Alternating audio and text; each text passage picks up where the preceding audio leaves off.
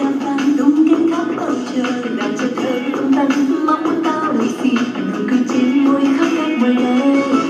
mùa xuân năm nay em sẽ thêm khắp đời để trai yên vui thêm sức khỏe dồi dào đừng còn chăm ngoan luôn biết lo học hành ở mọi nơi qua hết cánh lầm than dù chưa bao thương đau sẽ bao nhiêu đường dài cầu cho con tim yêu đã lúc sai cầu cho em dâng lên những câu ca yêu đời cầu cho ta bên nhau yêu nhau không còn lo dối xa đang nghe tiếng mùa xuân về trên đó hoa đôi môi hồng vui cười đang nghe tiếng mùa xuân về trong nắng mai say sưa khúc nhân tình đang nghe tiếng mùa xuân về tay nắm tay ta yêu đời yêu người đang nghe tiếng mùa xuân về quên hết đi lo âu với muôn phiền.